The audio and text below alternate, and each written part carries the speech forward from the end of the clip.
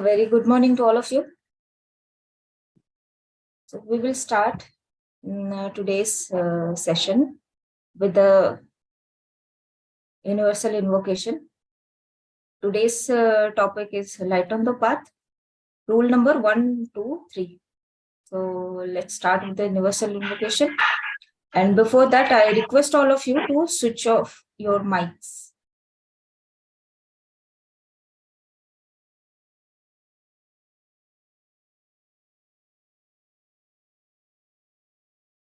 Hidden life, vibrant in every atom. Oh, hidden light, shining in every creature. All in oneness. Each who feels himself as one with thee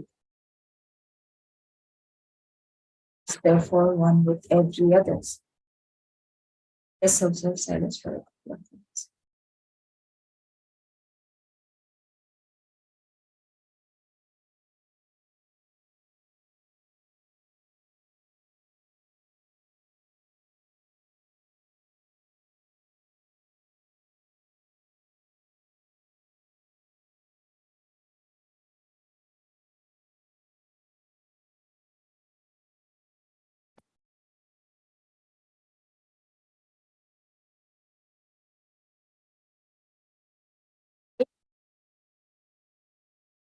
So, today's topic is light on the path, rule number 1, 2, 3. And our first speaker is Brother Sri Harsha. So he is a second generation theosophist who approached the idea of constant inquiry of what's happening in and around. Joined TS at a very young age, he had the opportunity to speak, learn, and share different subject matters at various TS platforms. He worked as the Lord Secretary at YIT TS for 2 years, now actively working for the growth of young theosophists. He is a chartered accountant by profession and loves to expand his learning capabilities and can probably help fellow men around him. So I welcome Brother Sri Harsha. Over to you, brother. Thank you so much for the kind words. I hope I'm audible. Can you just confirm that? Yes, yes. Thank you. Thank you so much. So the topic that was given to me, the subject matter that was given to me is the first rule of light on the path. While understanding or reading this subject matter,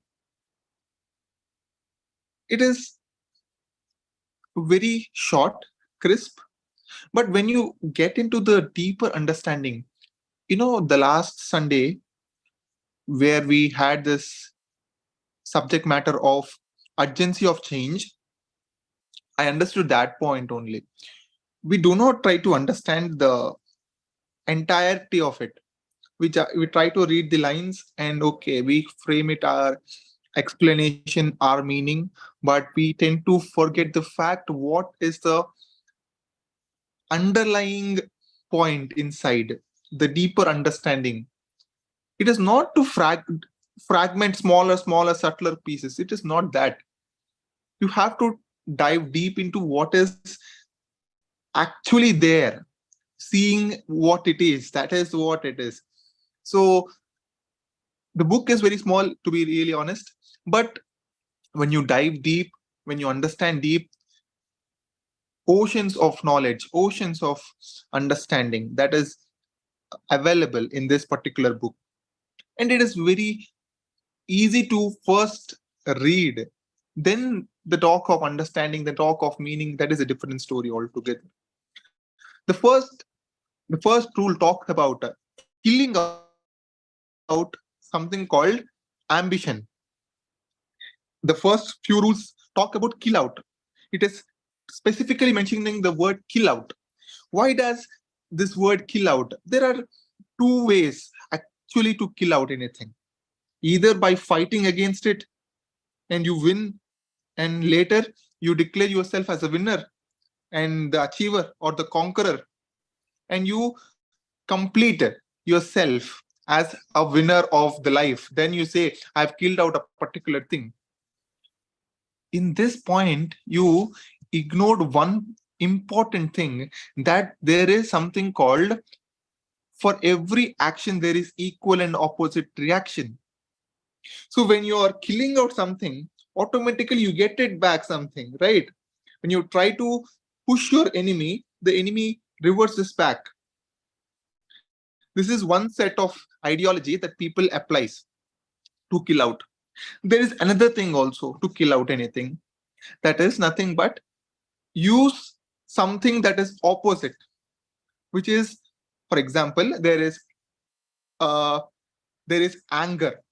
You can actually treat the anger by being a person of peace, right? You should not be in a state of, I have to control my anger, I have to stop this, I have to stop that. No. But when you be the change of that person who is into peace, automatically this eliminates out, which is nothing but killing it out. You're not repulsive, you're not violent, but still you're able to complete the fact of eliminating the vice. In the first case, you are actually eliminating the vice with a vice, and you're adding another vice. So the men of the world adopt these two elements. The wise men adopt the latter, and the first men, everybody adopts the first way. You have to kill out by being harsh, by being, very strong. When you do that, you might achieve, but that achieve that achievement is not of any use. It really is of no use. So killing out, we need to understand the term very much in a broader context so that we get through the subject lines. So the first rule talks about killing out ambition. We got to hear this word ambition, desire, you know, the motive, the aim, these kind of things we often hear, and that is not any new for us. So do you think, like, if we have to question ourselves whether ambition is a negative term or a positive term, or is ambition the root cause of all sufferings? Is ambition the major source for our unhappiness? If we think all this, we might end up understanding a bit, then cross questioning, then again re explaining ourselves and putting ourselves into the perspective. If you are being the standpoint, then only you can understand it. If you are using the standpoint of some speaker, some author, you never can understand the reason or the behind purpose of anything. Annie Besant says about this particular thing, the killing out ambition, in the following manner. The undeveloped man is strongly held by the attractions of the senses. He does not feel ambition, which is the desire for power, until the mind is highly developed and the intellectual power has grown strong. The note of the intellect is I. It causes the man to feel himself separate, and that invariably leads him to wish to exercise power, because that desire is the self assertion of the individual soul. He feels himself superior to all around him, and that shows as a desire for physical authority. From that comes the temptation to seek and grasp social and political power. The human being in the progression of life is never satisfied with the things he has. He gets a particular position in the physical level. He wants to attain to the next level. That is something for more power, more authority. He can try to influence more people.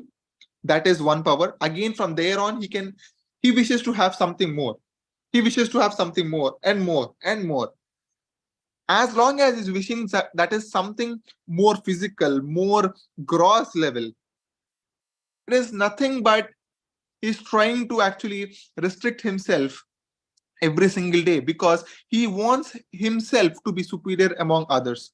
He wants himself to stand out from others. He's always in the state of comparison. When you begin, when the human being begin to desire not these physical level aspects, but something that is out of the original, uh, what do you say, that gross level matters, then he starts to develop his intellectual capability. When he starts to think about thought process, when he desires to have a better world, when he desires to have something, a better life to people, he is not thinking at a physical level. He is desiring at a much higher level. In the first context, when we talked about killing out, there are two aspects which we discussed. Like the first killing out is you are using another weapon to kill it out.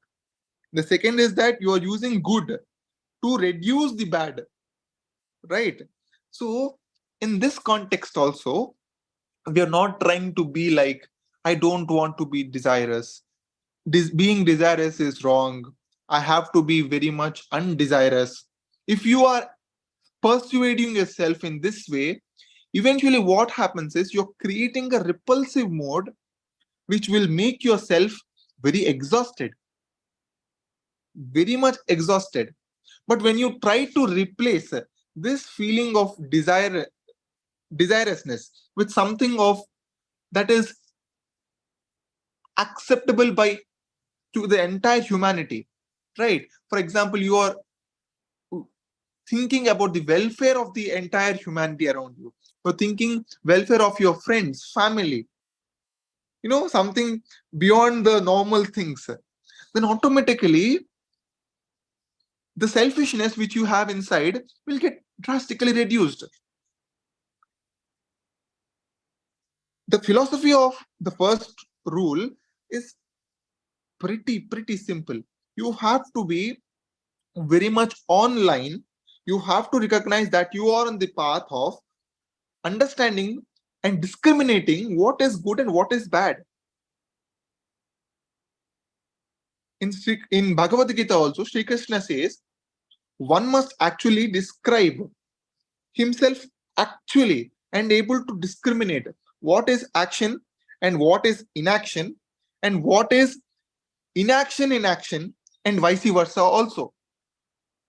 This seems maybe some kind of complication would be there, but the wise men definitely will understand the fact that you have to be at a very ground level thinking about something that is not at a physical gross level, but something that is high, that is something spiritual, that is something more of concerning to the humanity.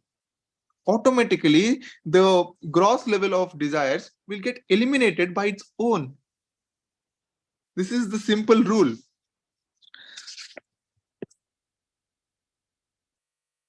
When one speaks to those who desire to be part of the universal life, the very first thing that one must tell them that is to kill out which makes for separateness. There would, however, be no gain in putting such an ideal before the ordinary man. He cannot leap at once from the worldly life into a spiritual life in which he is in full activity, but nevertheless doing nothing connected with the personal or the individual self. If you tell an ordinary man of the world to kill out ambition, if you tell an ordinary man of the world to kill out ambition, and if he does it, the effect will not be a desirable one, for he will fall into lethargy and do nothing.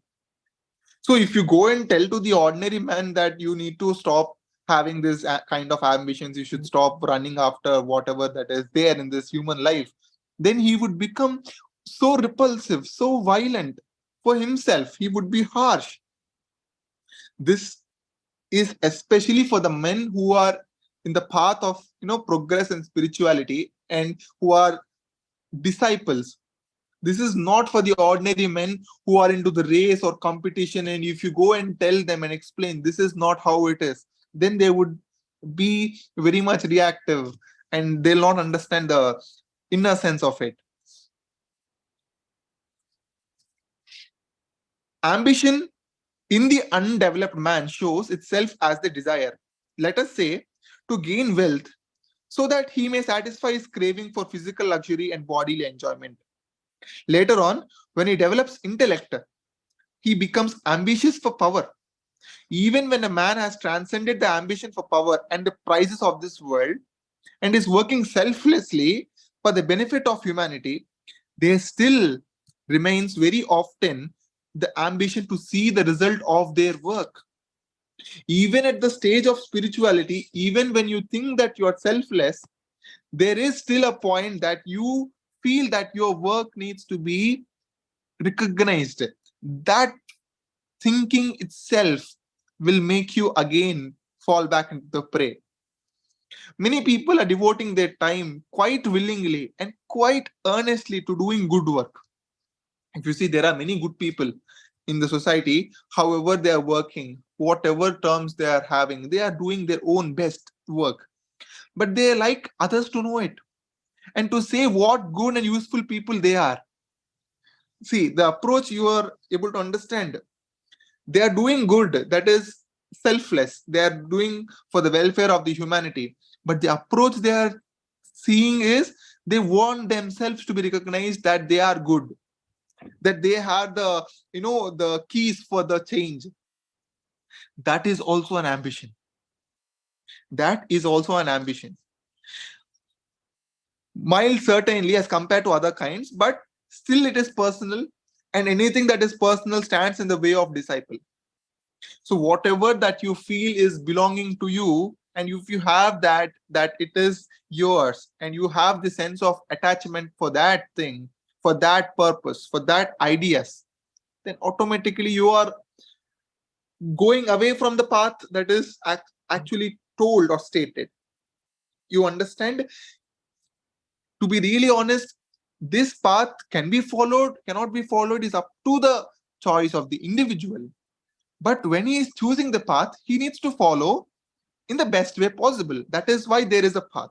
If you choose to ignore the path, you are free to choose whatever you want.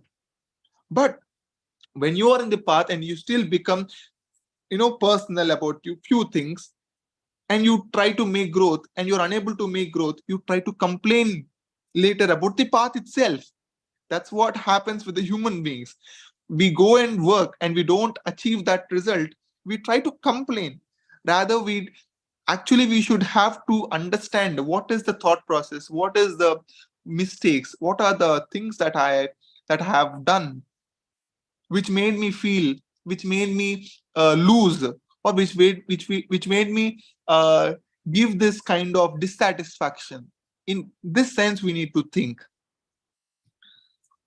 When we have got rid of the desire to see the result of our work, we still have the desire for recognition in a higher form. We still perhaps are ambitious for love. We want to be popular. It is well and good for a man to be popular, to draw the love of his fellows, because that very fact is an additional power in his hands. It enables him to do more than he otherwise could. Also, it surrounds him with a pleasant atmosphere, which makes all sorts of work easier. But to desire that in the sense of being ambitious for it is also a thing we must also avoid. We may rightly be happy if love comes our way. That is well and good. It is good karma. But if it does not, we must not be ambitious for it. We must not be ambitious for it, is what C.W. Ledbetter is saying. We cannot seize upon a person and say, you shall love me, you shall appreciate me. If his feelings run that way, he will. If not, he cannot. And to pretend would be worse than all. If it is coming in your way, take it. But if it is not coming, ignore it and go again. Go do your work. The work and the duty is the sole concern in the context of killing out ambition. There is a statement, I think in the rule 4, there's a statement of uh, work as those who work who are ambitious. You have to work, you have to fulfill your duties, you have to be responsible. You should not reluctantly refuse all the worldly matters and say that you are into spiritual practice. It is not that way. You have to work just like other people who are actually ambitious for the physical things, for the gross things, for the personal achievements. You should work in that same way, but you should have a discrimination between you and them. What is that they are achieving and what is that you're trying to do? You're performing your duty with whole heart and concern. There is nothing that you want from this. All you want is to complete your action that is given to you. This is the highest form of killing out ambition. This is actually stated in Bhagavad Gita also.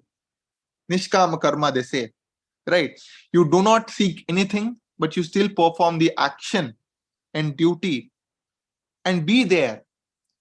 Then your spiritual progress will actually start. When it is like you're refusing the worldly matters and responsibilities and you go and seek the path of the supreme, you might achieve, but that achievement is again subjected to so many things, right? You can do this where you are responsible for the work of yours and you are still actually are totally free from all the ambitions of what is happening around, and you are able to do the work. What comes in your way, you take it. You're not seeking for anything else. Then you would be happy and there would be a state of satisfaction.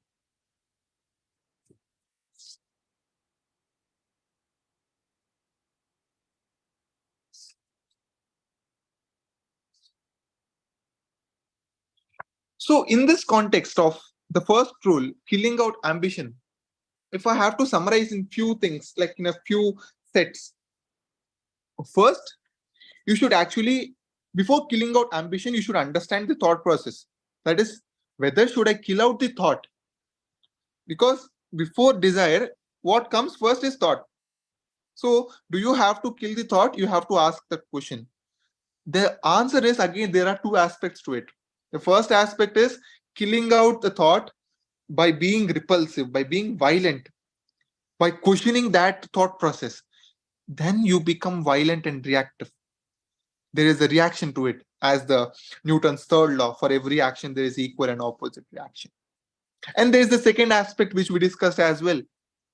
By improvising the negative thought with a positive thought. I'm not trying to discriminate negative and positive just for the sake of understanding. I'm saying negative and positive. There's nothing like a negative thought and a positive thought. I'm just saying to live the actual point that you're trying to seek. For example, if you are being in an angry mode, try to be calm. No need to actually fight against the anger. When you try to be calm, automatically things change.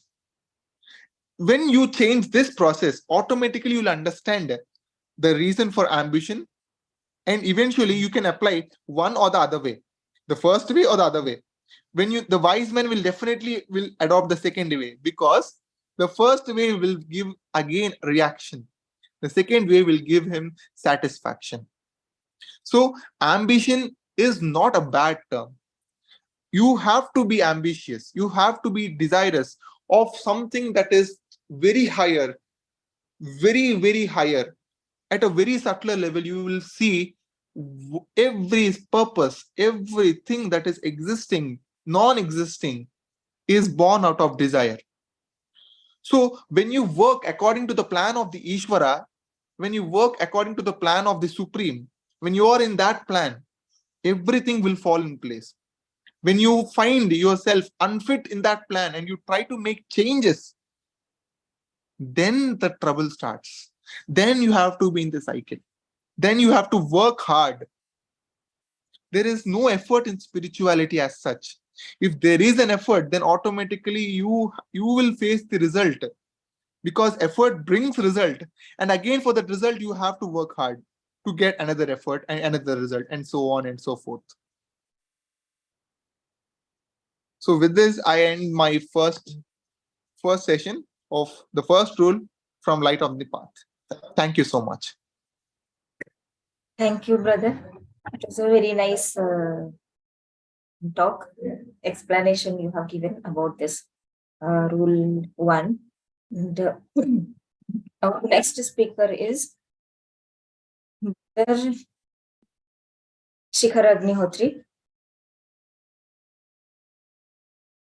So,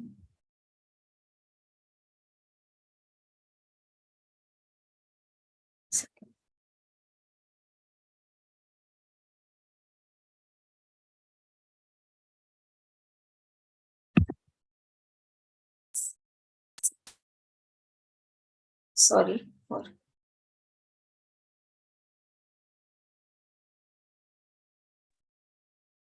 It's okay, we can start, no problem. yeah, 1 second. Okay.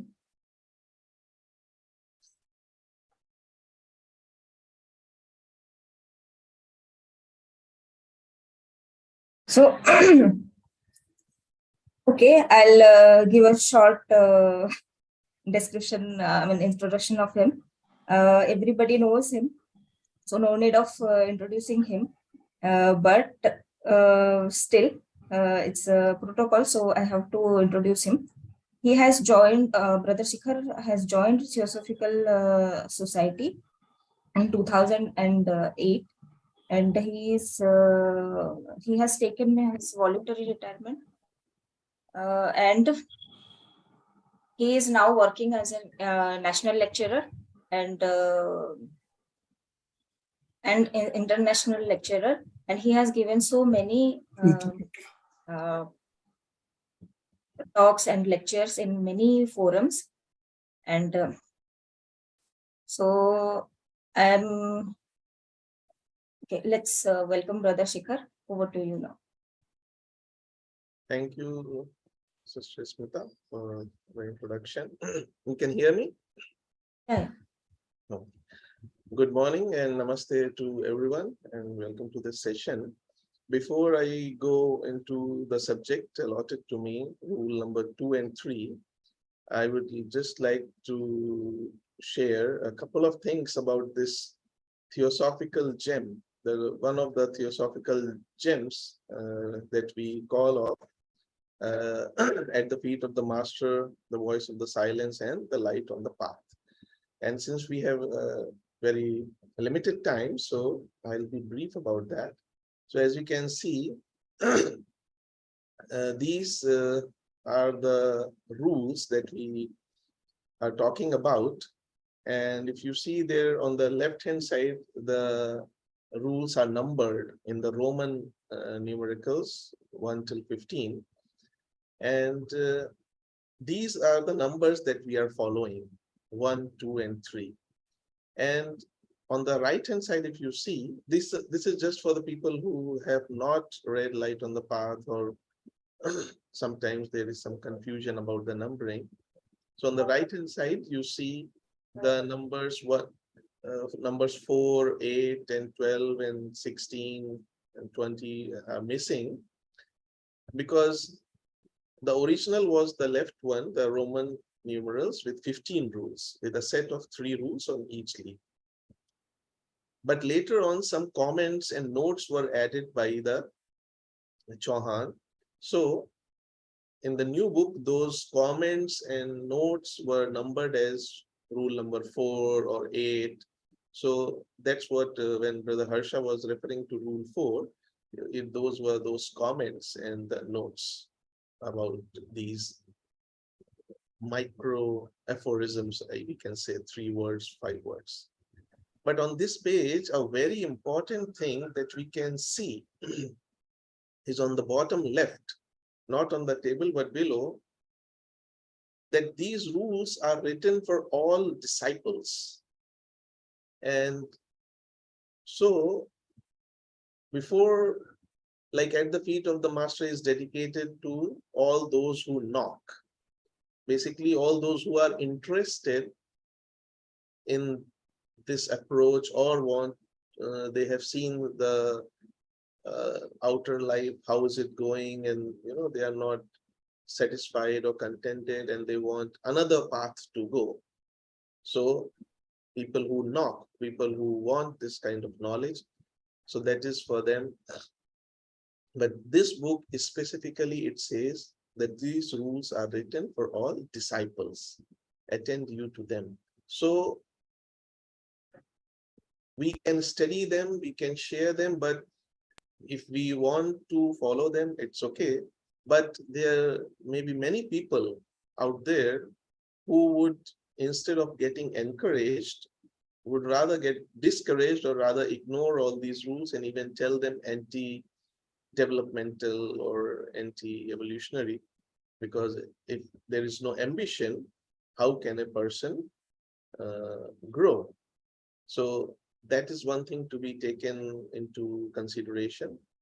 Another aspect of this book, just like any other literature, is that each and every statement or aphorism has many layers of meaning. So, and those layers of meaning are actually related to the levels of consciousness to which we have touched within ourselves. The deeper we go within us, deeper and deeper meanings of these statements will unveil in front of us. And T. Subbarao told to C.W. Peter once that it has 7 layers of meaning and it can guide as well a disciple who is just, beginning on the path, even to the level of the Chauhan for further instructions. So we can only imagine what these aphorisms will mean for that level of consciousness. So basically, we can get out of something only as per the size of the bowl that we take to. We can draw only that much water. So Annie Besant and C.W. Peter have commented on these aphorisms, and we have this book, Talk on the Lights, Talk on the Path of Occultism, part 3, for which we have. So I'll be reading out some of their statements also, which are very simple to understand, and due to the time limitation. And more important thing to know is that this is not the limit. Yes, we are reading what Annie Besant or C.W. Leadbeater have commented upon, but if we contemplate, if we meditate on these aphorisms, they can reveal some more meanings to us as an individual. So, and that is the whole purpose of them.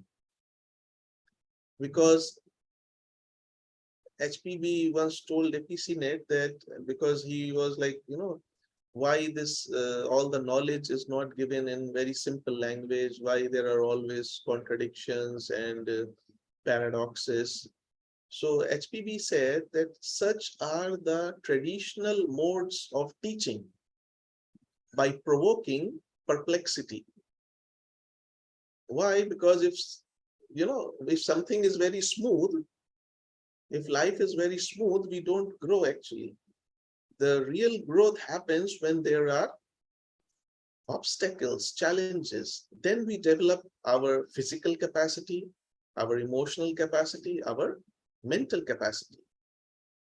So that is why if we look at these aphorisms, they are very much, as Harsha was saying earlier, like if you have no ambition, how can you work? If you have no desire, how will you, proceed through your daily life? Because what we don't see further, only when this aphorism then pushes us, provokes us to think that what else is my life?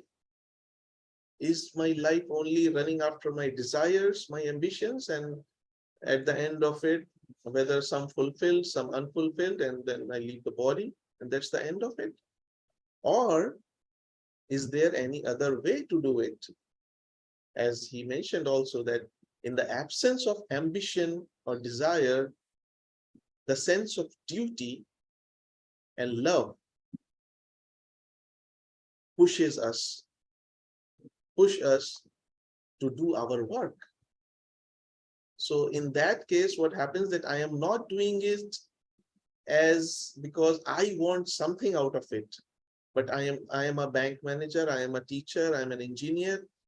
So one approach is that I want to be the best and I want to be, I want to get that award. I want to be the highest person with the salary package or whatever.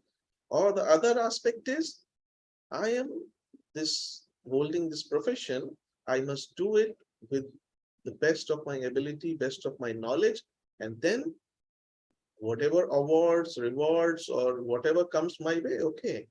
But the essence of it should be that I am doing my duty, because if the engineer does not do the work properly, the bridge may collapse, the buildings may collapse, and so many people, or if the doctor doesn't do the work properly, people may lose lives.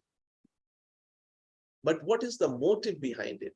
And this whole book actually is provoking us to shift the goalpost from I to we, from illness of I to wellness of we. We means universal or impersonal. We can try to say that, try to think in those terms, that as long as I am thinking myself of as a separate entity, which is the case with most of the humanity, including the speaker, that is what we are trying to, that is what being told us to kill out. And kill out, the word itself are so strong, sometimes it means that we have to fight or something, but basically kill out also means to put an end to something. Now, normally the killing out, we think, taking the life out of something, but basically here it is meaning to put an end to something. Now, the very interesting point in this is all these things that we are reading, kill out ambition, and what we are going to read, kill out desire of life and kill out desire for comfort. These are not the things that we just put an end and we think it's done. They are to be killed out continuously and constantly, every moment to moment in our daily life, because they will keep coming up.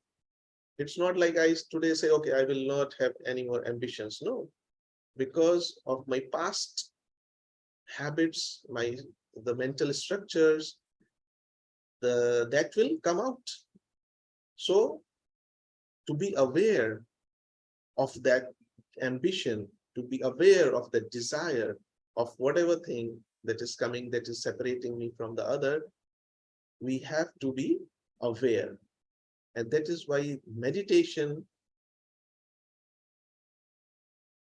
along those lines that we very often discuss in theosophy and diagram of meditation, that we have to be aware of our motives, of our intentions, of our desires, ambitions, emotions, not to react to them, not to judge them, as also Harsha said, good or bad, positive, negative, but just let them come out and die on their own, because we are not providing any more mental energy to them. So that is to be done moment to moment. So now coming to this, the rule, the two rules, the second is kill out desire of life. Now, if we see, it is not saying kill out life, but kill out desire of life. And all these things, if we see, kill out ambition, desire of life, desire of something, desire of that. So basically the emphasis is on putting an end to desire, not the life itself, of whatever nature it may be. Because life in any form is the manifestation of that divinity. No matter what we label it as good or bad, noble or ignoble, or maybe a saint is there or a criminal is there. It may be expressing in the form of a saint or a criminal, but that is still a life that is being expressed. So that is not to be, killed out. What is to be killed out or put an end to is my desire for life, of life that I have imagined.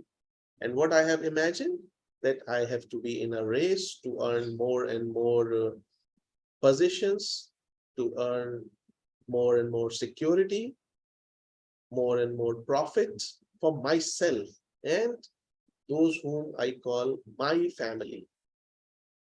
So that is what life is all about, basically, for most of the population.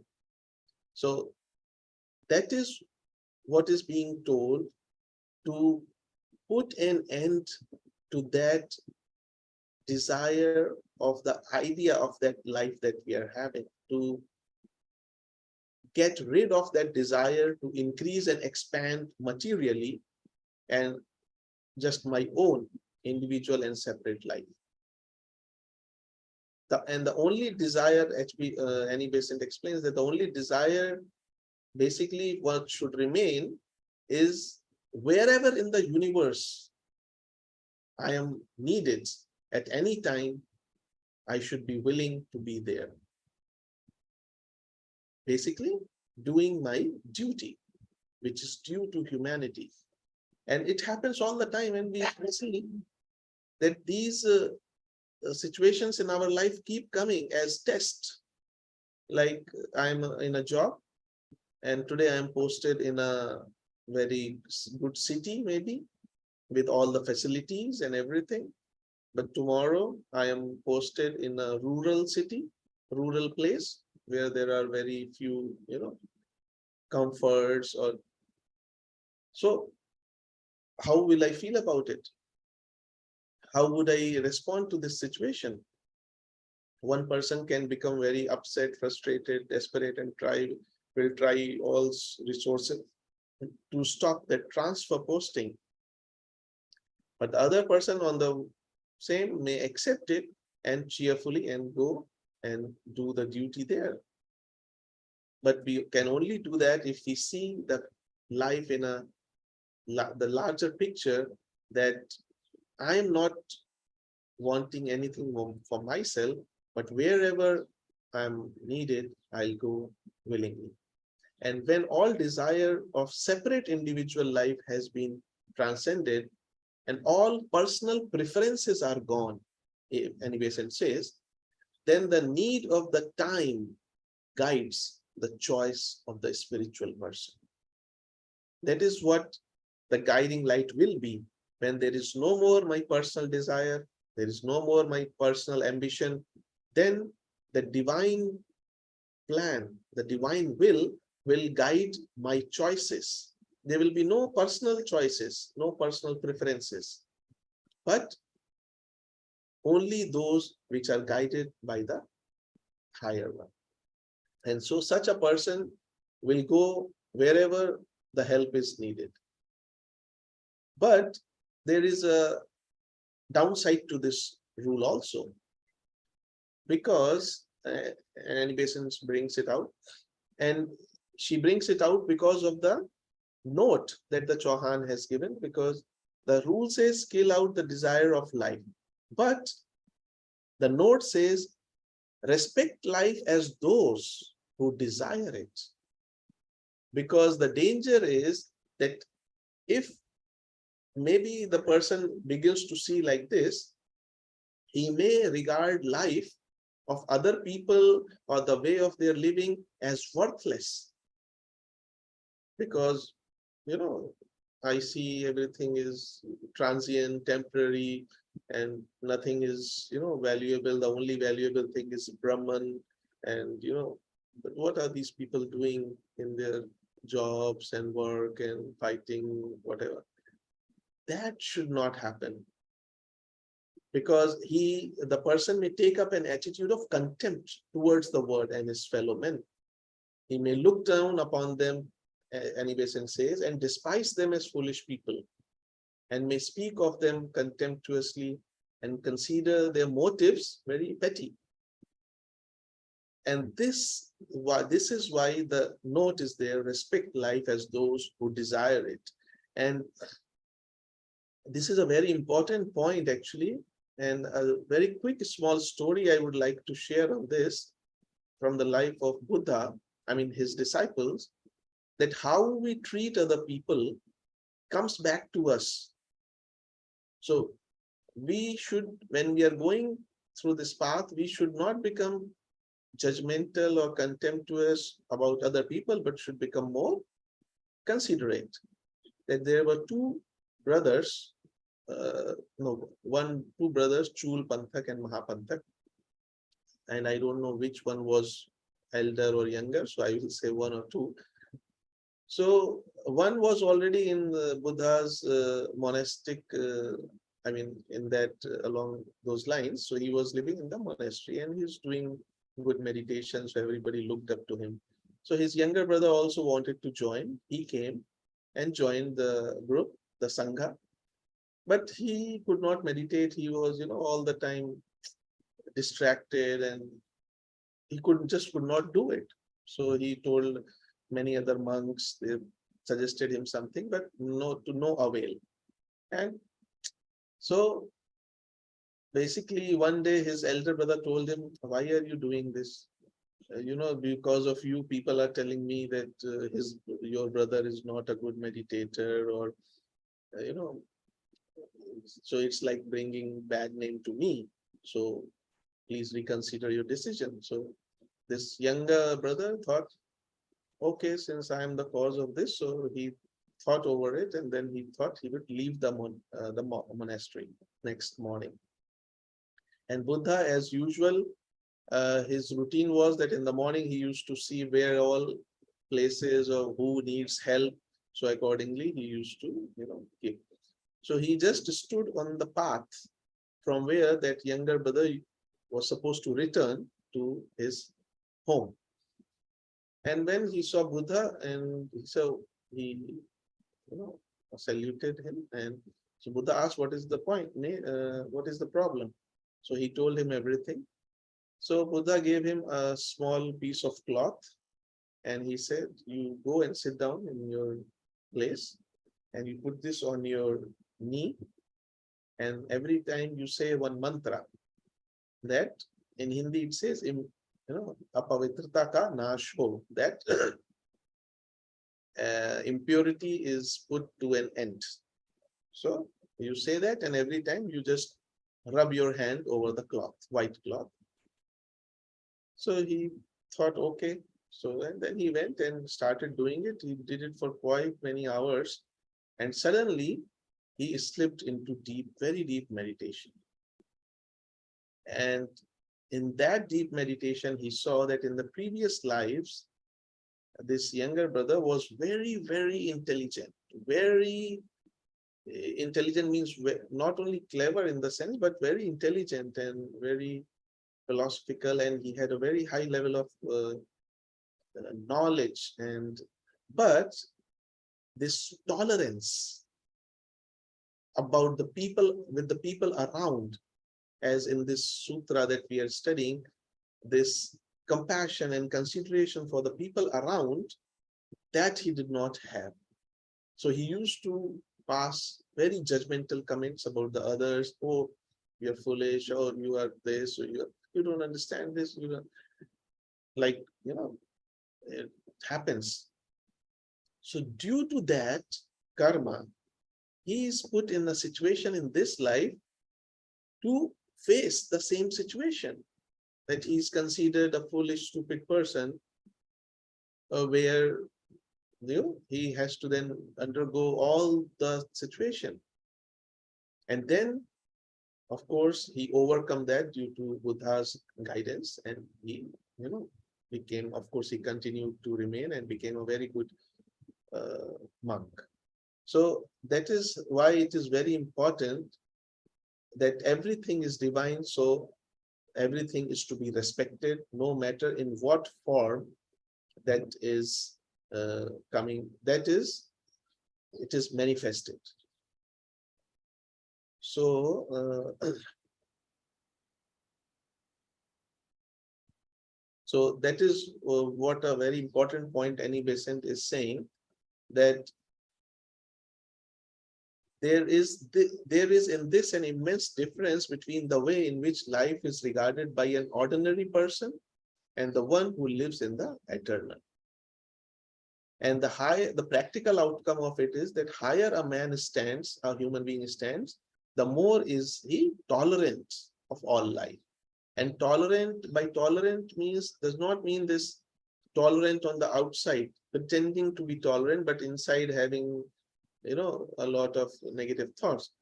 Tolerance means complete tolerance, arising out of the understanding and seeing that everywhere is divinity.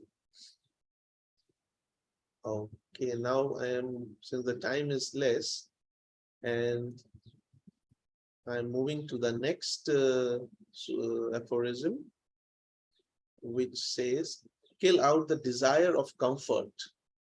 Be happy as those who live for happiness. Again, the same thing. It's not said here that kill out the comfort, or, but kill out the desire of comfort. So that very simple meaning, that if you are put in a situation where there is comfort, okay. If you're put in a situation where there is no comfort, okay. But the opposite aspect of this, what happens is some people begin to think that discomfort is the way. And they create discomfort not only for themselves, but for the people around. And that is what the caution is. In this sutra, it says, kill out desire for comfort, but be happy as those are who live for happiness. So not just we should be happy whether we are put in a palace or in a hut or under the tree. Wherever the situation has put us, like we can imagine, when these natural disasters occur, tsunami or earthquakes, people who may be having palaces or millions of, money, but due to this natural disaster, they'll lose everything. And they are suddenly put into this condition. But so a person who's not thinking along these lines will be very, very frustrated, desperate, and suffering a lot. But if the person has this insight, then okay, today was this, tomorrow will be something else, yesterday was something else. So wherever we are put through, and the important thing is, although I do not am attached to the comfort, but be happy as those, so be happy, and those who are surrounding you, we should be very respectful for their comfort. And that is one thing I would like to share about Swami Anand, and I think many of the saints or Sant Mahatmas that we hear, that due to whom my mother came to Theosophy, and I also had the opportunity to meet him a couple of times, that he was a monk, completely initiated monk, and he was also a Theosophist, and he was in charge of the federation at that time, and Himalayan Center of Theosophical Studies. He used to manage at that time. Now he's not anymore in the body. So, and whenever we go as small children or any other children, there always used to be something in a jar, some goodies, and he would offer. Now he himself does not need it, but this thinking that, the children who may come along with parents or with friends or somebody, they may like these kind of things. So although I don't like them, I don't want them, but still I keep for if somebody comes, so they don't feel left out or they don't feel bad here. So that kind of sensitivity, although you are a monk, but you respect the needs and expectations of the people who are coming to that place. And there is again a lot of description for this also, but due to limited time, I cannot go in all of that. And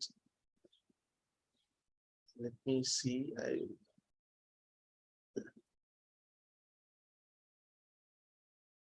yeah. And the same thing, what I shared before, that C.W. Leadbeater is saying that this rule does not mean that the people may not be comfortable, but as long as it does not create an obstacle in doing our duty, that is okay. If suppose due to getting the comfort, I don't do my job, I don't do my work, imagine the amount of discomfort that HPB or Colonel Olcott had to suffer when they were initially here and they travel in bullock carts, no electricity, no water, proper arrangements, and all those things. But there is this misconception that if we give more trouble to our body, and against this, Sri Krishna in Bhagavad Gita has very clearly said that those who torture the body torture the divine life seated in that body, and their way is not the way of the progress. So unnecessarily creating discomfort is not what is expected, but basically the desire for comfort, that is something to be aware, remain aware. Should have an awareness. And the last rule number 4, or basically the comment is, it is a very long comment, and I would read it just. And it is basically talking about as a preparation for the next rule to come, which is kill out the sense of separateness. That is the rule number 4, really, in the original teachings. And this is kind of a preparation for that, because it says, seek in the heart the source of evil and expunge it. This is the meaning of killing out or putting an end to it.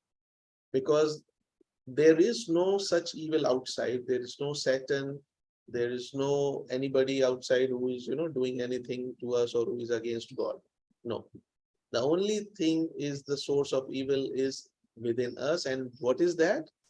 That is the sense of separateness. So that sense of separateness has to be put an end to. And it says that it lives fruitfully in the heart of a devoted disciple as well as in the heart of a person of desire. Even the disciple is not free of that, because that if it is the person is free of that, then it's all he's all or she is already an adept. So it is in everyone's heart, but only the strong can put an end to it. The weak must wait for its growth, fruition, and death. And that is why so many of births, so many of reincarnations we have to take, first to understand why we are taking rebirth, and then having a determination and conviction to walk the path, and then, finally going beyond it. But why has this sense of separateness developed? Because it is a plant that lives and increases throughout the ages. It flowers when the person has accumulated unto himself innumerable existence. So basically all our sanskaras, all our subconscious that is full of all the experiences of the past that we call I, it has become like that. It's a collection, it is an accumulation of those experiences and all those conditionings. The moment those conditionings are dissolved, there is no more separate I. So he who will enter upon the path of power must tear this thing out of his heart. We have to be very courageous and full of determination to do that. And then the heart will bleed and the whole life of the person seem to be utterly dissolved. That's what can happen. We can see the life example of Jesus Christ. I mean, when he was put through crucifixion, it is maybe a symbolical or real event, but still we can learn from that that's what happened when the last trace of I also is to be removed. This ordeal must be endured, and it has to happen either in the beginning of the path or at the end of the path. It can come anytime, and it is also called sometimes the dark night of the soul, which is a completely big subject that can be discussed separately in some other session. But, O disciple, remember that it has to be endured, and fasten the energies of your soul upon the task. Live neither in the present nor the future, but in the eternal. Because this giant wheat cannot flower there. This blot upon existence is wiped out by the very atmosphere of eternal thought. Why? Because this past, present, future, all these are the psychological discriminations created by my I who creates the past with memories, I who creates the future with expectations, ambitions, and I who is actually not living in the present at all. I'm either living in past or future, not in the now. So this past, present, future. So if the I is dissolved, there is no more past, present, future. There is only the eternal now, moment to moment living. And this is the end of this section. A lot of explanation, and I request everyone to go through it. If those who have read it already can read it again. And that is when the real journey starts. And C.W. Leadbeater says that when the person takes that one step further, like in the beginning, we can feel killing out ambition, desire of life, comfort. The life may seem very boring, without any excitement or without any thrill.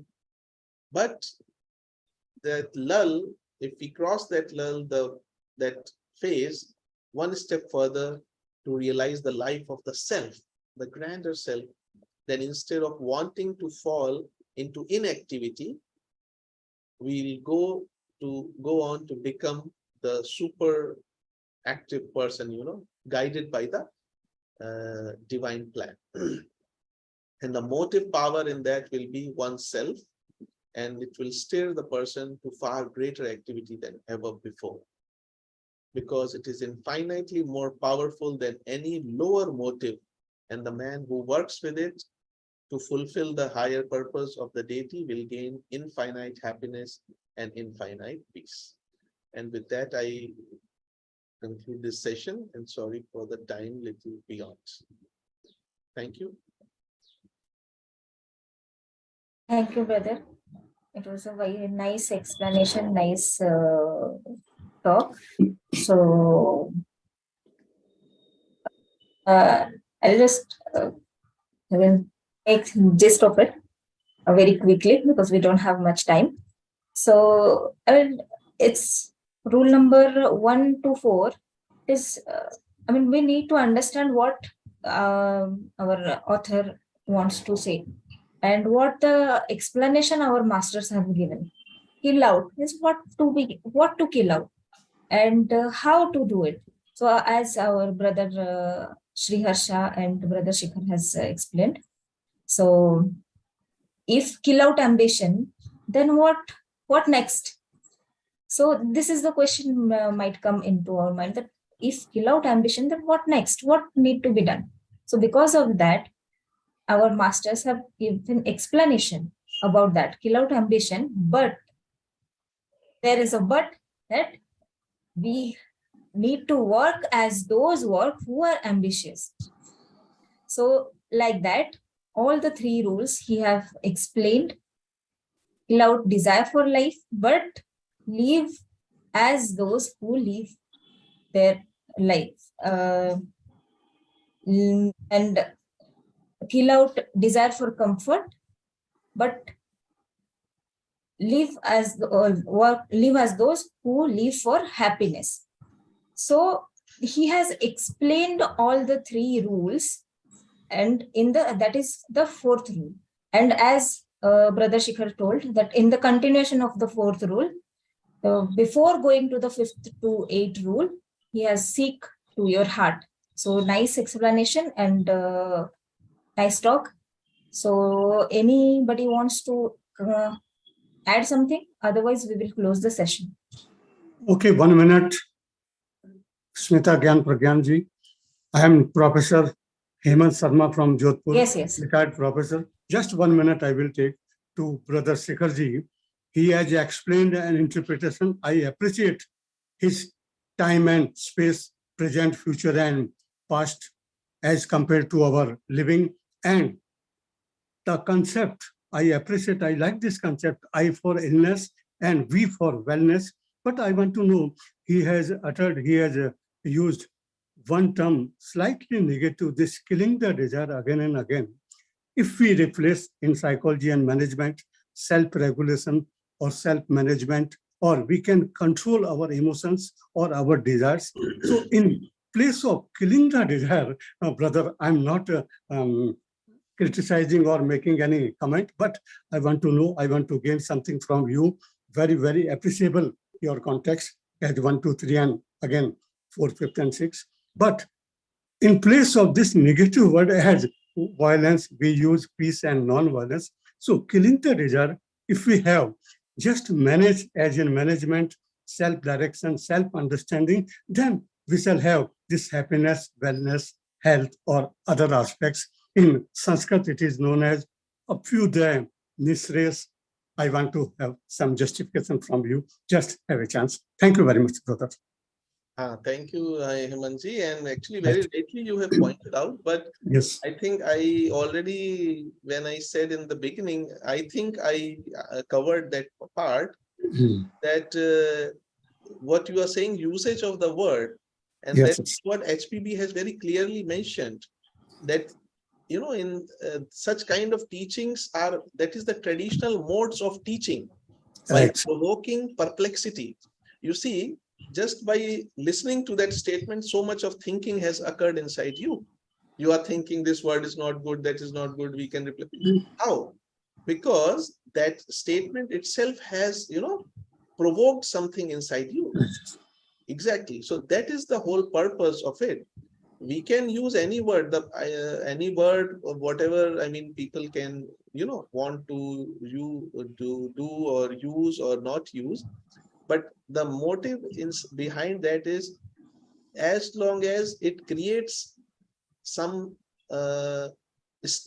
some churning inside our mind to think, to go deeper and deeper by whatever means possible. And as we also discussed, that it is not meant for a common person. Right. It is not meant for any person. Okay, psychology and in all those things. And also one more thing, sir, I just want to say in this, very often we use the word management, right? Anger management, stress management. Right.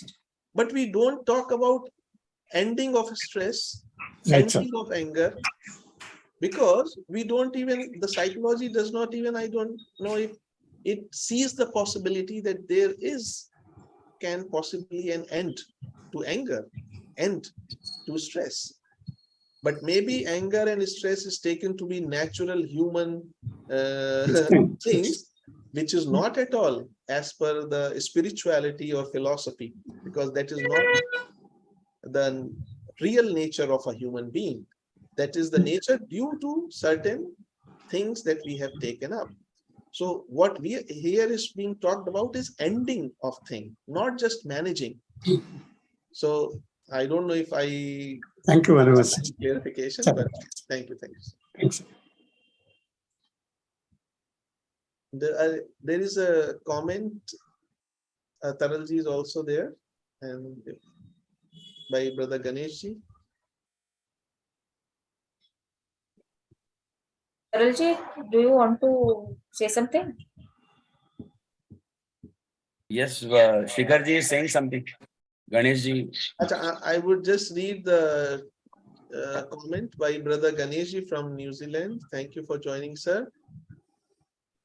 He's saying thank you. And can we say that by combining the rules, scaling out ambition, but work as those who are ambitious, one needs to develop a quality of detached attachment and great ambition to perfectly perform the job that we have undertaken. And once the objective is achieved, whatever be the outcome, success or failure, so long as we have offered our best to perform the work at hand, and then completely forget about the completed job. The quality to develop is detached attachment. Just a thought to consider that. I think, yes, that is the essence of it, that instead of, because only when we get attached to something, then there is always this sense of insecurity, fear of losing that thing, or the comparison, competition, that I want recognition of that thing. But if there is no attachment to work, if we are doing just because of a duty, then all of these things will not arise. But that is the thing to aim for, I think. Yes. Thank you very much. But I feel so pleased, actually. Always the feeling of pleasing you are giving in this session. So I am very much thankful to you. Thank you, Dr. Kamalji. हाँ, दोनों मतलब हर्ष भैया और आप दोनों, तीसरा आपको comment करना, सब everybody was very, I like it very much actually, so short and so pleased and in such a मतलब commendable explanation.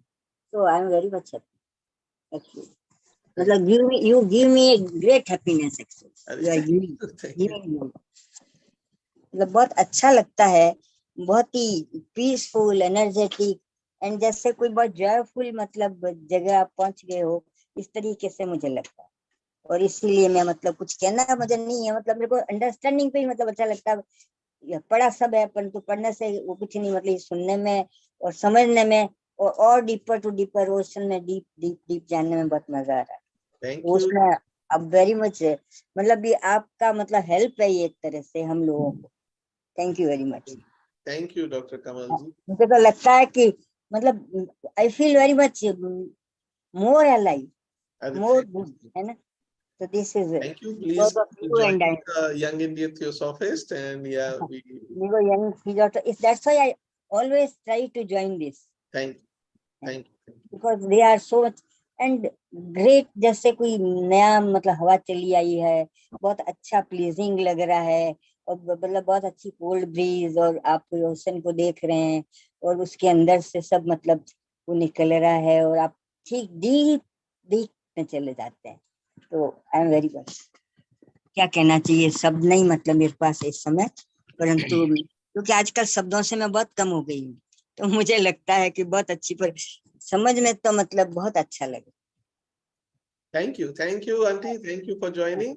Okay, Taral ji, आप you want to say something? हाँ sir, am I audible sir? Yes sir. Sir मैं कुछ of course Hindi में बोलूंगा, अगर कुछ स्मिता जी will translate it into English. पहला था कि kill our ambition, मतलब जो मुझे लगता है कि महत्वाकांक्षा को मार डालो या उसे खत्म करो। लेकिन हिंदी में एक और शब्द है कि महत्व अभिलाषा, मतलब एक महत्वाकांक्षा हो सकती है, लेकिन उसकी एक बहुत ज्यादा महत्व देने वाली अभिलाषा जो होती है, शायद उसकी बात हो रही है कि उसे हमें त्यागना चाहिए या उसे हटाना चाहिए। और फिर वैसे ही मैं कहूँगा कि हमारे जीवन की लालसा को मार डालो, मतलब जो एक लालसा होती है जिसके पीछे एक लालच होता है, वो एक हिडन शब्द है शायद डिजायर के अंदर, जो मुझे लगा कि मुझे शेयर करना चाहिए। ऑफ कोर्स आप इस पर ज्यादा वो दे सकते हैं। और उसी तरह हमारी इच्छा की लालसा को, कई लोग आराम के भी लालची होते हैं, कि मतलब इतने लालची होते हैं कि शायद जिंदगी भर वो प्रत्यक्ष रूप से नींद से जागते ही नहीं। और एक और ख्याल आया था, शिखर जी आप इस पे रोशनी दे सकते हैं, कि ये जितनी भी लालसाएं हमको होती हैं, ये हमको एक तरह से दृष्टिहीन बना सकती है या निष्क्रिय बना सकती है। क्योंकि ये आपकी इंद्रियों के गुणों को, ये लालसा बंधक बना सकती है। आप सोचिए कि आप एक किसी लालसा के बंधक बन गए अपनी संपूर्ण इंद्रियों से, तो बंधक केवल आजाद होने का ही ख्याल या लालसा रखेगा, वो स्वयं के भीतर नहीं झांक पाएगा। जबकि अगर वही सिचुएशन के लिए बड़े बड़े महात्मा लोग एकांत में जाते हैं तो वो स्व को ढूंढते हैं। लेकिन जो इंद्रियों का बंधक हो जाता है किसी लालसा के कारण, वो शायद स्व को ढूंढने के बजाय अपने फिजिकल चीज को आजाद करने की कोशिश करेगा। तो ये एक आज की पूरे इस वार्ता से और आपकी उससे ख्याल आया। हर्षा ने भी बोला और आपने भी बोला, शायद मैं सही हूँ या नहीं, वो आप प्रकाश डालें sir. Thank you, Taral ji.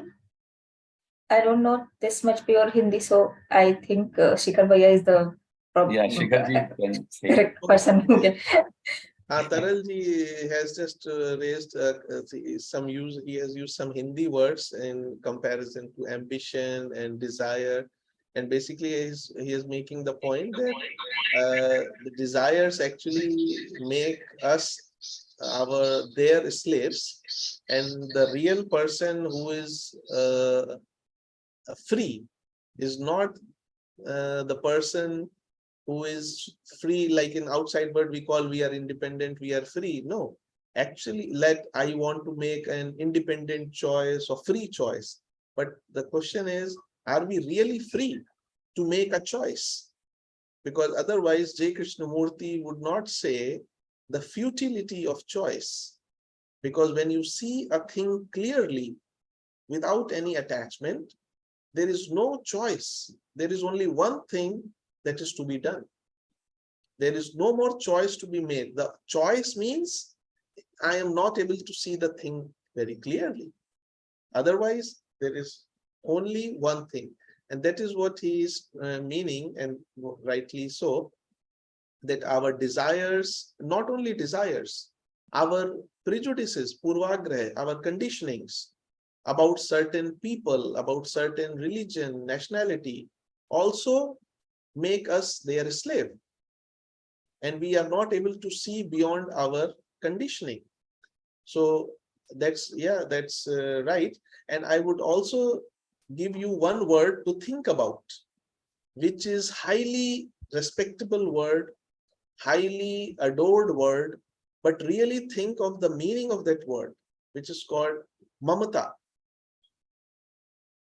You know, we say mamata means mother's affection, maa ki mamta. But what is the word mamta? Mam means man, mera. So actually, and you can literally see the thing that a mother's affection for a child, for her child, is really, really great and incomparable. And you know, mother can do anything and everything for the child. But the same mother may not even think twice to sacrifice many people or the comforts of other people for the sake of their own child, her own child. That's what HPV writes in Practical Occultism. So that affection is there, not an impersonal affection, but because it is mine. So because this is mine, so that is, I am close to that. And when that mamata becomes samata, means not mine, but equanimity, love for everyone, then that is the journey from mamata to samata, from me, myself, or illness, or I to we, wellness. So yes, the words are used, and there are so many words, we can talk about them, but ultimately, as you said, as long as we have desires, we are not free. So let's become free. And thank you so much, sir. Thank you, Taral ji. So I think Shinde sir is also there. Sir, do you want to add anything? I just want to thank you all. Very nice discussion when Shikhar is there, he is explaining very nicely. No problem. Only work as those who are ambitious. That statement need to be contemplated by everybody. Work as those who are ambitious. On the other hand, you kill out your own selfish ambitions and work for those who are ambitious for upliftment of humanity. That is what in the colony of the honeys, worker bees are working only for the betterment of the colony, not for themselves. And they sacrifice their life for the betterment of the colony. So work as those who are ambitious. That statement is need to be contemplated individually and try to understand as much as you can. So that is what note by the master has given to us. Thank you very much, and congratulations to everyone. Thank you. Thank you, sir. So I think we should close the session with the closing prayer.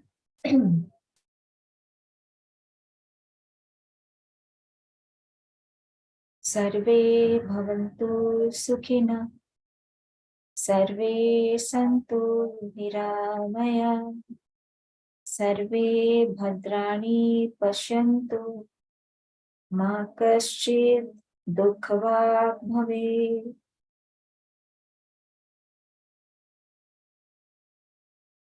Shanti, Shanti, Shanti.